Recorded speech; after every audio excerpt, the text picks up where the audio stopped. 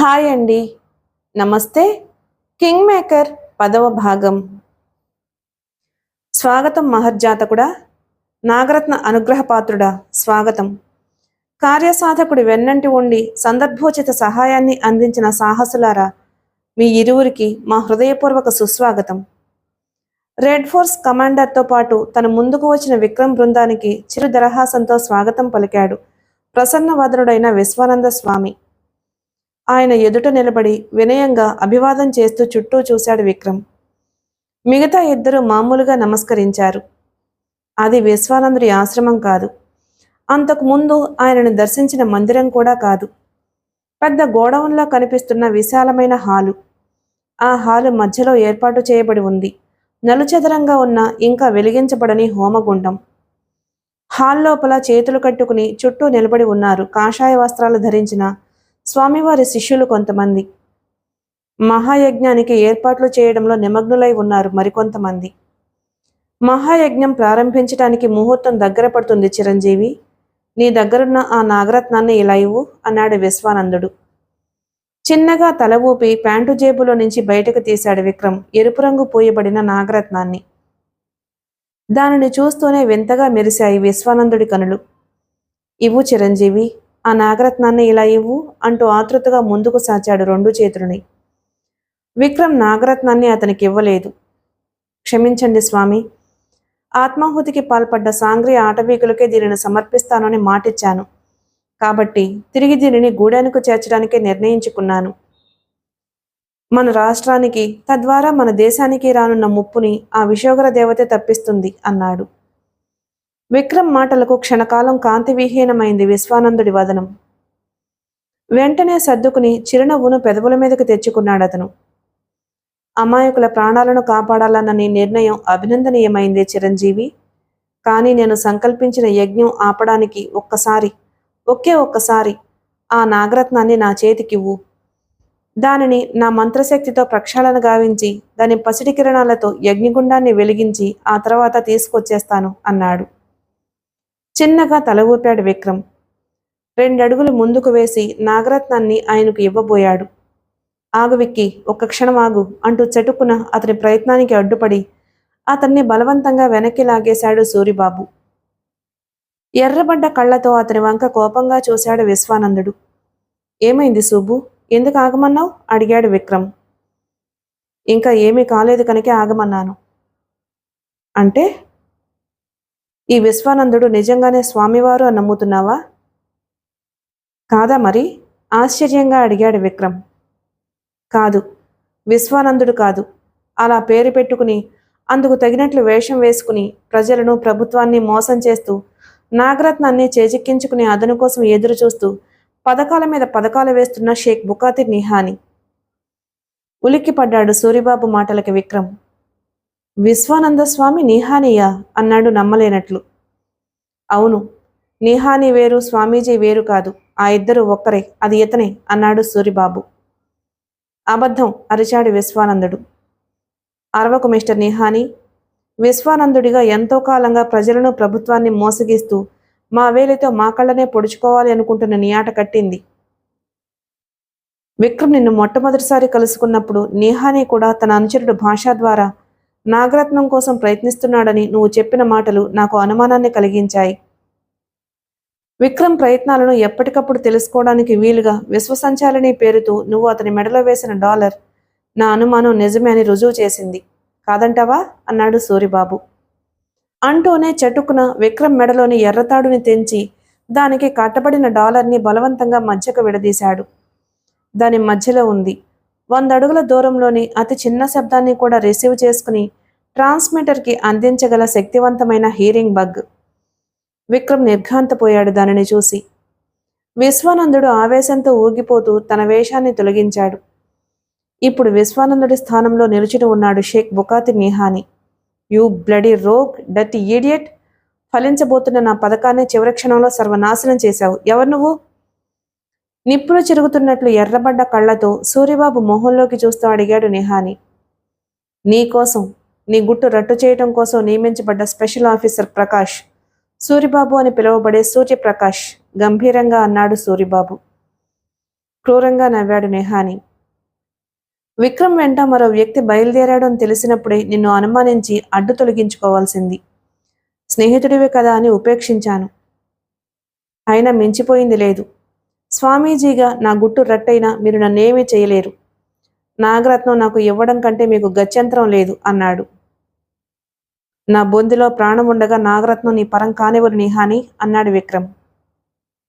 ఇవ్వకపోతే మీ అందరికీ ఇక్కడే సమాధి కడతాను. నాగరత్నాన్ని నామరూపాలు లేకుండా చేస్తాను. నాకు దక్కని అమూల్యమైన వస్తువు ఇంకెవ్వరికీ దక్కడానికి వీల్లేదు అని అరిచాడు నిహాని. అతను అనడం పూర్తవుతూ ఉండగానే చుట్టూ నిలబడ్డ స్వామివారి శిష్యులు తమ దుస్తుల చాటు నుంచి గబగబా బయటికి లాగారు వంకీ కత్తులని. అదే సమయంలో నేల అదిరిపోయేలా బోట్ల శబ్దం చేస్తూ బిలబిలమంటూ లోపలికి వచ్చేశారు 100 మందికి పైగా ఉన్న బ్లాక్ డాగ్ కమాండోస్. కత్తులతో నిలబడ్డ నిహాని అనుచరుల్ని కస్టడీలోకి తీసుకున్నారు. కమాండర్ ర్యాంక్లో ఉన్న అధికారి వచ్చి సూరిబాబు ముందు నిలబడి సెల్యూట్ చేశాడు. వాచ్ ఇండికేటర్ ద్వారా మీరు పంపించిన సిగ్నల్స్ ఫాలో అవుతూ వచ్చాం సార్. చివర్లో సిగ్నల్స్ ఇబ్బంది పెట్టడం వల్ల కొంచెం ఆలస్యమైంది అన్నాడు. It's all right. సరైన సమయానికే వచ్చారు. వాళ్ళందరినీ వ్యాన్ ఎక్కించండి. బుకాతి నిహానిని సగౌరవంగా తీసుకురండి అంటూ నిహాని వంక చూశాడు సూరిబాబు. గెలుపు మీదే మిస్టర్ ప్రకాష్. కార్యసాధకుడు మహర్జాతకుడు అయిన విక్రమ్ లాంటి సాహసి నీ పక్కన ఉన్నంత వరకు గెలుపు ఎప్పుడూ నీదే అవుతుంది. విశ్వానందుడి అవతారం అంతమైంది. ఇంకా ఈ రుద్రాక్షమాలలు పూసల దండలు మెడలో దేనికి అన్నాడు. అంటూనే వాటిని మెడలో నుంచి తొలగించి చేతిలోకి తీసుకున్నాడు నిహాని. ఉలిక్కి పడ్డాడు ప్రకాష్ అతని చర్యలకు. మై గాడ్, ఆపండి, ఆపండి. బ్లాక్ డాగ్ కమాండోస్ని ఉద్దేశించి అరుస్తూ హెచ్చరించాడు. అప్పటికే జరిగిపోయింది ఆలస్యం. అతడు అరుపు పూర్తవుతూ ఉండగానే మెడలోంచి చేతిలోకి తీసుకున్న రుద్రాక్షమాలను నేలకేసి బలంగా బాదాడు నిహాని. అంతే, నేలని తాకుతూనే వికృతమైన శబ్దాలను వెలువరిస్తూ పేలిపోయాయి ఆ రుద్రాక్షలలో అరేంజ్ చేయబడ్డ మినీ బాంబులు. ధణేల్ ధణేల్ ధణేల్మంటూ సంభవించాయి ప్రేలుళ్ళు. కనులు మిరిమిట్లు గొలిపే కాంతులు ప్రత్యక్షమయ్యాయి ఆ హాలులో. తెల్లటి పొగ ఆ హాల్ అంతటా చిక్కగా కమ్మేసింది. కొద్ది నిమిషాల పాటు విపరీతమైన గందరగోళం ఏర్పడింది ఆ హాలులో. ఆ గందరగోళం సద్దుమణిగేసరికి అక్కడి నుంచి అదృశ్యమైపోయాడు బుకాతి నిహాని. తన సొంత హెలికాప్టర్లో పలాయనం చిత్తగించాడు. ఆ విషయాన్ని గ్రహిస్తూనే అసహనంగా నిట్టూర్చి విక్రమ్ నాగేలతో పాటు అక్కడి నుంచి బయలుదేరాడు ప్రకాష్ ముఖ్యమంత్రిని కలుసుకోవడానికి. నిహాని ప్రయాణిస్తున్న హెలికాప్టర్ ఆకాశంలో ఎగురుతుంది. పైలట్ పక్కన కూర్చున్న నిహాని క్రోధావేశాలతో ఊగిపోతున్నాడు. ఆ నాగరత్నాన్ని విక్రమ్ ఈ గూడానికి ఎలా చేరుస్తాడో, దాని మహిమలను ఈ ఆటవీకులు ఎలా వినియోగించుకుంటారో నేను చూస్తాను. నాగరత్నం యథాస్థానానికి చేరకముందే గూడాన్ని సర్వనాశనం చేస్తాను. గూడెంతో పాటు దేవత ఉంటున్న కొండగుహని కూడా నామరూపాలు లేకుండా చేస్తాను. పోనీ, హెలికాప్టర్ నీలగిరి అరణ్యంలోని సాంగ్రీ గూడెం కేసి పోనీ అంటూ పైలట్ని ఆదేశించాడు. తల ఊపి హెలికాప్టర్ని నీలగిరి అరణ్యాల వైపు టర్న్ చేశాడు పైలట్. అదే సమయంలో తన వెనక నుంచి వినిపించిన బుస్సుమంటున్న శబ్దాన్ని వెనుతిరిగి చూసి అదిరిపడ్డాడు నిహాని. ఇంతెత్తున పడగెత్తి అతని వెనక చుట్టలు చుట్టుకుని ఉంది ఫణి. మై గాడ్, పాము పాము అంటూ రివాల్వర్ అందుకోబోయాడు నిహాని. అతడి ప్రయత్నం నెరవేరక ముందే చెక్ చెక్ చెక్ మంటూ పడగను విసిరి అతని మెడ మీద కాట్లు వేసింది ఫణి. హృదయ విదారకంగా అరిచారా ఇద్దరు. భరింపరాని బాధతో గిలగిలా తన్నుకుంటూ హెలికాప్టర్లోంచి శూన్యంలోకి జారిపోయాడు. వారి శరీరాలు ఎక్కడ పడ్డాయో ఎన్ని ముక్కలయ్యాయో తెలియదు కానీ హెలికాప్టర్ మాత్రం నడిపే నాదుడు లేని కారణంగా తలకిందులుగా పల్టీలు కొడుతూ గాలిలో భగ్గున మండి ఒకచోట నేలకూలిపోయింది. Well done mister Prakash, well done.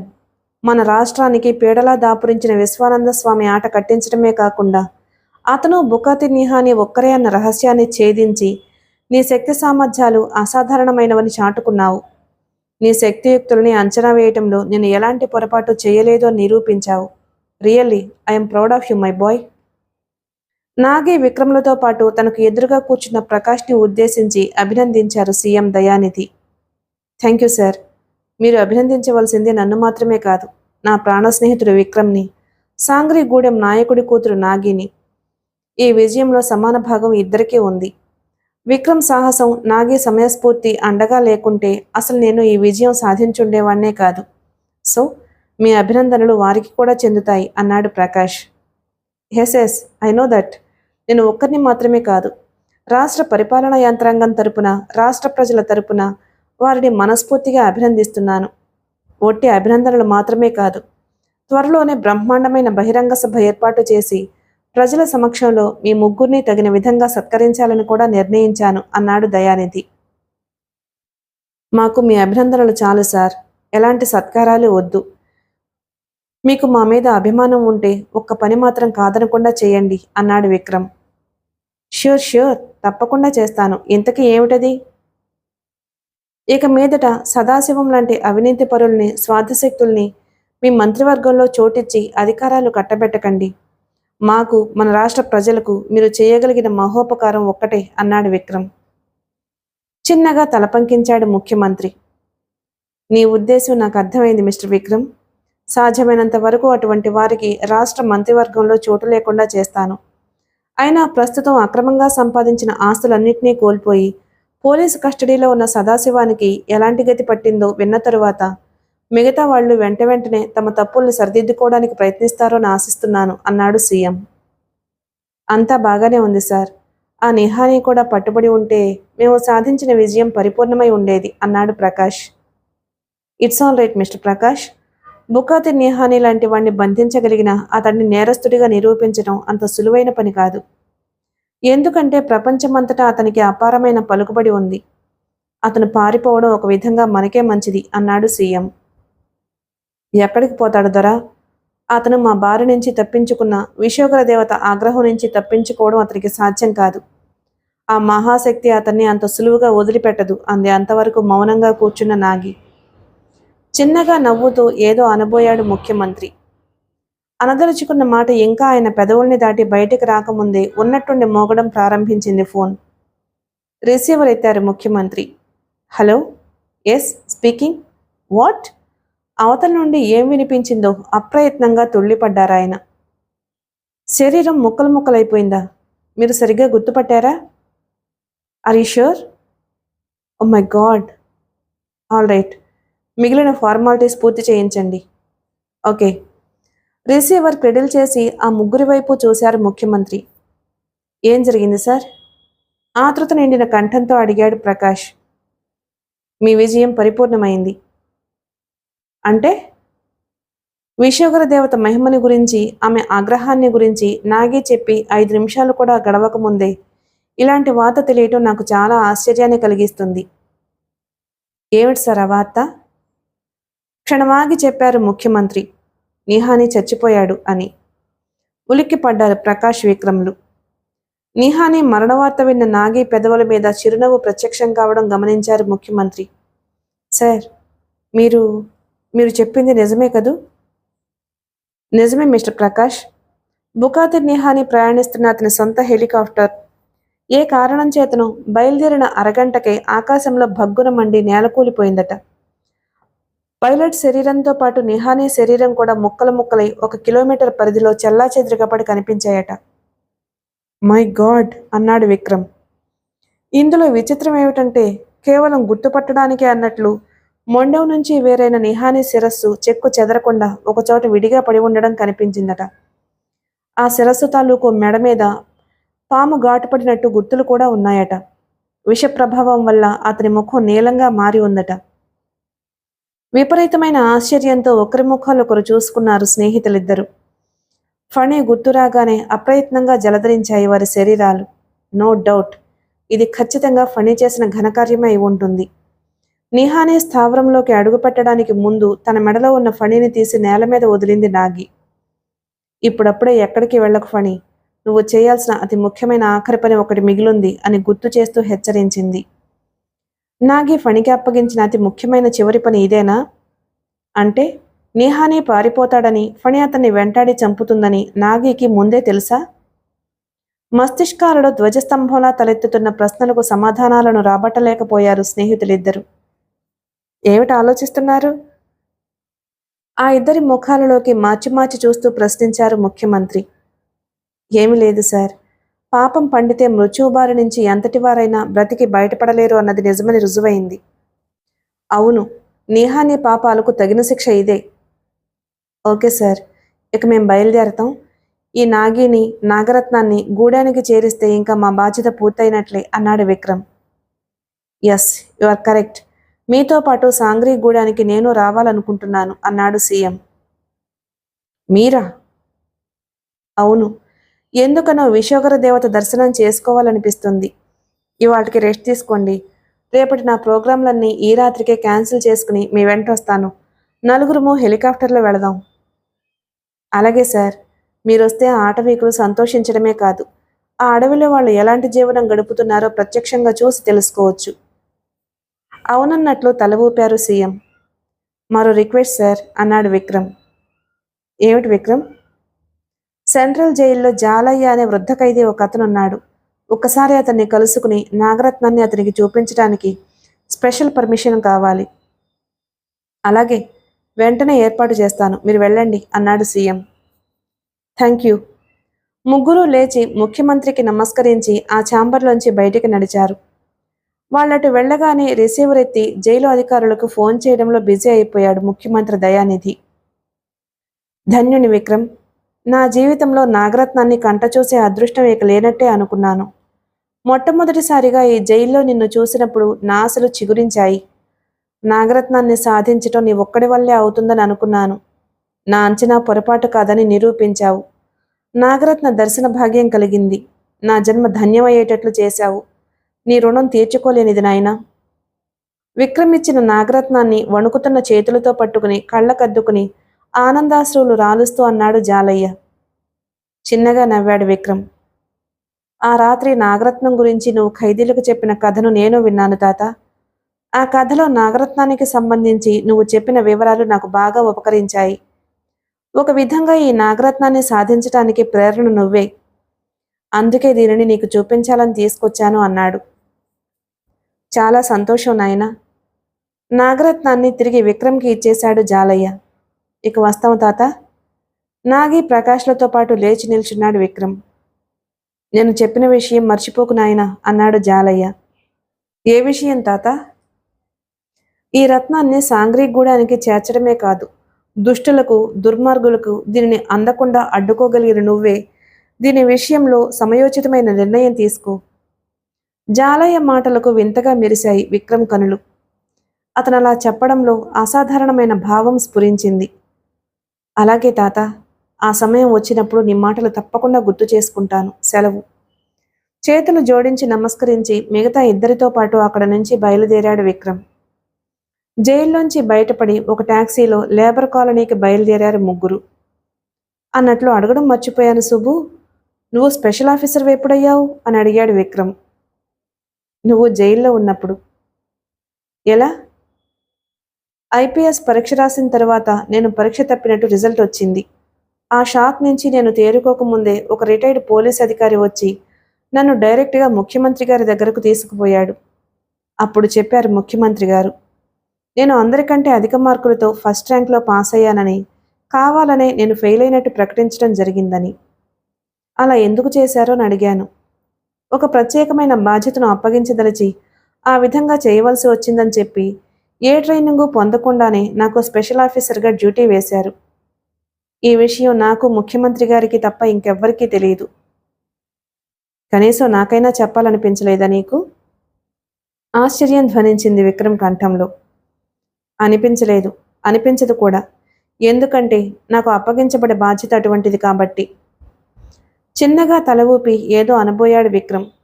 నువ్వు కాసేపాగు విక్కి, నాగీతో ఒక ముఖ్యమైన విషయం మాట్లాడాలి అన్నాడు సూర్యప్రకాష్. ఓ ఎస్, మాట్లాడు అన్నాడు విక్రమ్. సూర్యప్రకాష్ నాగి వైపు తిరిగాడు. కారు విండోలోంచి బయటకు చూస్తూ మౌనంగా కూర్చుని ఉంది నాగి. నాగి పిలిచాడు ప్రకాష్. తల తిప్పి అతని వంక చూసింది నాగి. నిన్ను కొన్ని ప్రశ్నలు అడగాలనుకుంటున్నాను, సూటిగా సమాధానాలు చెప్పాలి అన్నాడు. చెప్పను అంది నాగి తడుముకోకుండా. ప్రకాష్ ఆశ్చర్యపోయాడు. నేను అడిగే ప్రశ్నలు ఎలాంటివో వినకుండానే చెప్పను అంటావేమిటి? నువ్వు ఎలాంటి ప్రశ్నలు వేయబోతున్నావో నాకు తెలుసు కాబట్టి. తెలుసా? ఏది చెప్పు చూద్దాం. నిహానిని చంపింది ఫణేనని, అందుకు దానిని పురమాయించింది నేనేనని, జరిగిందాన్ని బట్టి నిహాని చనిపోతాడని నాకు ముందే తెలిసింది అని అనుకుంటున్నావు నువ్వు.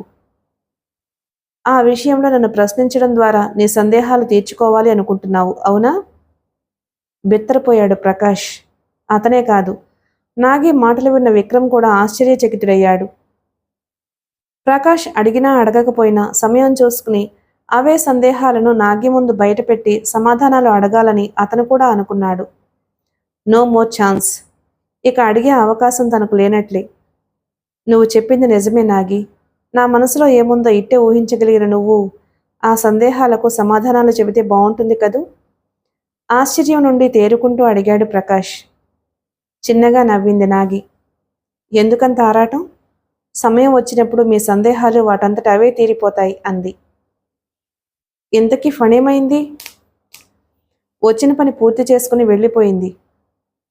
ఇక ఆమెను ప్రశ్నించే ప్రయోజనం లేదని గ్రహించి మౌనంగా ఉండిపోయాడు ప్రకాష్.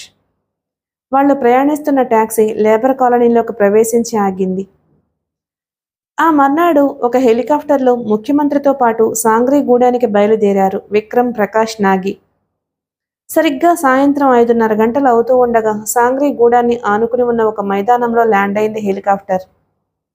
ముఖ్యమంత్రి ఆదేశాలు అందుకుని కిందటి రోజు బయలుదేరి అక్కడికి చేరుకున్నారు కొంతమంది పోలీస్ అధికారులు.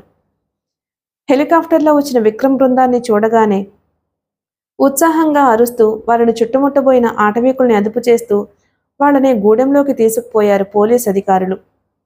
అపహరించబడిన నాగరత్నం తిరిగి సంపాదించబడింది అన్న సంగతి పోలీస్ అధికారుల ద్వారా తెలుసుకున్న గూడెం నాయకుడు వేగిరపడుతున్న మనసుతో వారికి స్వాగతం పలికాడు. అడవి పూలతో తయారు చేయించిన దండలను ముఖ్యమంత్రి, ప్రకాష్, విక్రమ్ కంఠాలలో వేసి వారిని తమ గూడెంలోకి తీసుకుపోయి కూర్చోపెట్టాడు. విక్రమ్ తన దగ్గరున్న నాగరత్నాన్ని తీసి అతనికి ఇవ్వబోయాడు. వద్దొద్దు, నా మూర్ఖత్వంతో, చేతకాని తనంతో నాగరత్నం అపహరణకు ఒక విధంగా నేనే కారకుణ్ణయ్యాను. దీనిని తాకే అర్హత నాకు లేదు అన్నమాట నిలబెట్టుకుని సాంగ్రీజాతిని కాపాడిన సాహసివి. నీ చేత్తో నువ్వే దానిని విశ్వోగ్ర దేవతకు అలంకరించు అన్నాడు నాయకుడు. నేను అన్నమాట నిలబెట్టుకోగలిగానంటే అందుకు ముఖ్య కారకురాలు నీ కూతురు నాగియే నాయక. ఆమె మా వెంట వచ్చి సమయానికి తగ్గ సహాయాన్ని అందించి ఉండకపోతే నాగరత్నాన్ని సంపాదించడం అంత సులభతరం అయ్యేది కాదు అన్నాడు విక్రమ్. ఆ మాటలు వింటూనే అతని ముఖంలోకి వింతగా చూశాడు నాయకుడు. ఏమిటి మీరనేది? నన్ను ఎగతాళి చేస్తున్నారా అన్నాడు. స్నేహితులిద్దరూ ఆశ్చర్యంతో ఒకరి ముఖాలు ఒకరు చూసుకున్నారు. ఇందులో ఎగతాళేముంది అన్నాడు ప్రకాష్. కాకపోతే నా కూతురు నాగి మీ వెంట రావడం ఏమిటి? అయితే మా వెంట వస్తున్నట్టు నాగి మీతో చెప్పలేదన్నమాట. అసలు వస్తే కదా చెప్పడానికి. మీ మాటలు నాకు అర్థం కావడం లేదు నాయక. అదే నేను అంటున్నాను. అర్థం పర్థం లేని మాటలతో మీరు నన్ను ఎందుకు తికమక పెట్టాలని ప్రయత్నిస్తున్నారు? ఇంతకీ మీరనేదేమిటి? విసుగ్గా అరిచాడు విక్రమ్. నాగి మీ వెంట రాలేదంటున్నాను. అసహనంగా తల విదిలిస్తూ ఏదో అనబోయాడు ప్రకాష్. అప్పుడు కల్పించుకున్నాడు ముఖ్యమంత్రి. ప్రకాష్కి మాట్లాడొద్దు అని సైగ చేసి, నీ కూతురు మా వాళ్లకు సహాయపడిన మాట నిజమే. ఆమె ఇప్పుడు మాతో హెలికాప్టర్లో ఇక్కడికొచ్చింది. ఆమె రావడం మీ వాళ్ళు కూడా చూశారు. కావాలంటే వాళ్ళని అడగండి అన్నారు. ముఖ్యమంత్రి అంతటి మనిషి అలా చెప్పేసరికి ఆశ్చర్యచకితుడయ్యాడు నాయకుడు. వెంటనే వెనుదిరిగి గుడిసెలో నుంచి బయటకు నడిచాడు నాయకుడు. అతన్ని అనుసరిస్తూ బయటకు వచ్చారు ముఖ్యమంత్రి దయానిధి, విక్రమ్, ప్రకాష్లు. నాయకుడి గుడిసె ముందు గుంపుగా కూర్చుని ఉన్నారు సాంగ్రీ ఆటవీకులు. అతను బయటికి రాగానే అందరూ లేచి నిలబడ్డారు. అందరూ వినండి. మన నాగి వేళ్లతో పాటు గాలివాహనంలో రావడం మీలో ఎవరైనా చూశారా అని అడిగాడు నాయకుడు. లేదు, మేం చూడలేదు. గొంతులు చించుకుని అరిచారు ఆటవీకులు. ఏదో అనబోతున్న ముఖ్యమంత్రి పక్కకొచ్చాడు ఒక పోలీస్ అధికారి. సారీ సార్, ఆటవీకులే కాదు, మీ వెంట వచ్చింది అని చెప్పబడుతున్న ఆ అమ్మాయిని మేం కూడా చూడలేదు. హెలికాప్టర్లోంచి మీరు ముగ్గురు మాత్రమే దిగారు అని చెప్పాడు. వింటూనే ఆశ్చర్యచకితుడయ్యాడు ముఖ్యమంత్రి దయానిధి. ఏమిటి వింత? ఏమిటి విచిత్రం? తమ వెంట వచ్చిన అమ్మాయి వాళ్ల కంటపడకపోవడం ఏమిటి? తనను తానే ప్రశ్నించుకుంటూ విక్రమ్, ప్రకాష్ల వంక చూశాడాయన. విపరీతమైన కన్ఫ్యూజన్లో పడిపోయినట్లు కనిపించారా ఇద్దరు. విన్నారుగా, నా కూతురు నాగి మీ వెంట వచ్చిందన్నమాట ఎంత అబద్ధమో, ఆమె ఇక్కడే ఉందన్నమాట అంత నిజం అన్నాడు నాయకుడు. ఉలిక్కి పడ్డారు స్నేహితులిద్దరు. అసంభవం, మాతో పాటు వచ్చిన నాగి ఇక్కడెలా ఉంటుంది అన్నాడు విక్రమ్. ఉంది, నాగి ఇక్కడే ఉంది. ఎక్కడుంది? కొండగుహలోని ఉపవాస మందిరంలో. ఇంపాసిబుల్, మేము నమ్మం అరిచాడు ప్రకాష్. మీరు నమ్మినా నమ్మకపోయినా నేను చెప్పేది అసత్యం కాదు. మీరు వెళ్ళిన కొద్దిసేపటికే పూజారి అనుమతితో కొండగుహలో ఉన్న ప్రత్యేక మందిరంలో కఠోర ఉపవాస దీక్ష ప్రారంభించింది నాగి అంటూ ఆటవికుల వంక చూశాడు నాయకుడు. విక్రమ్ అతని స్నేహితుడు నాగరత్నంతో తిరిగొచ్చారన్న వార్తను ఒక ఆటవికుడు ద్వారా విన్న అందపూజారి పట్టరాని ఆనందంతో ఉక్కిరిబిక్కిరైపోతున్నాడు. నాయకుడితో పాటు గుహలోకి అడుగుపెట్టిన విక్రమ్ ప్రకాష్ అడుగుల శబ్దాలు వింటూనే స్వాగతం, కార్యసాధకులకు స్వాగతం అంటూ ఆహ్వానించాడు. క్షమించండి స్వామి, ప్రస్తుతం మీ స్వాగత సత్కారాలను అందుకుని ఆనందించే స్థితిలో మేము లేము.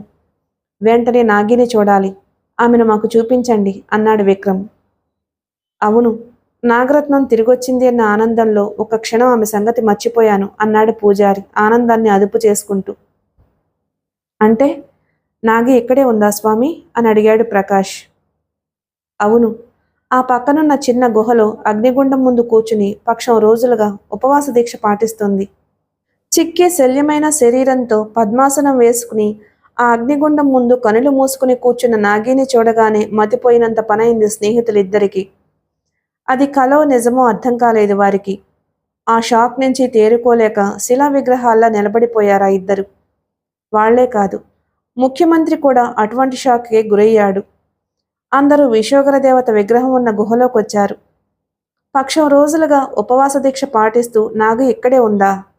అయితే తమ వెంట వచ్చి తమతో పాటే తిరుగుతూ తమకు సహాయపడిన ఆ నాగి ఎవరు? ఆమె ఎక్కడి నుంచి వచ్చింది? ఎలా అదృశ్యమైంది? షాక్ నుంచి తేరుకుని తమలో తామే అనుకుంటూ అప్రయత్నంగా విశ్వోగ్ర దేవత విగ్రహం మొహంలోకి చూసిన స్నేహితులు ఇద్దరు ఉన్నట్టుండి ఉలిక్కిపడ్డారు. పడగెత్తిన సర్పాకారంలో ఉన్న ఆ దేవత ముఖంలో కొద్ది క్షణాల పాటు కనిపించింది ఫణిని పూలదండలా మెడలో వేసుకుని తిరిగిన నాగి. నాయకుడి ద్వారా విషయాన్ని తెలుసుకున్న పూజారి పట్టరాని ఆనందంతో పరవశించిపోతూ వాళ్ల దగ్గరకొచ్చి, పుణ్యచరితులు నాయనా, విశ్వోగ్ర దేవత ప్రత్యక్ష సహాయాన్ని పొందిన మీరు ధన్యజీవులు. ఏవి మీ చేతులు ఇలా ఇవ్వండి అంటూ ఆ ఇద్దరి చేతులు అందుకుని కళ్ళకద్దుకున్నాడు పూజారి. భారంగా నిట్టూర్చారు స్నేహితులిద్దరు. ఇదిగో స్వామి నాగరత్నం, దీని కారణంగా చాలామంది ప్రాణాలు పోగొట్టుకున్నారు. వారిలో కొందరు దుర్మార్గులున్నారు, మరికొంతమంది అమాయకులు కూడా ఉన్నారు. ఇక మీదట దీని కారణంగా భవిష్యత్తులో ఇటువంటి మారణహోమాలు జరగకుండా ఎలాంటి జాగ్రత్తలు తీసుకుంటారు సర్వం తెలిసిన మీ నిర్ణయానికి వదిలేస్తున్నాను అంటూ నాగరత్నాన్ని పూజారి చేతికి అందించాడు విక్రమ్.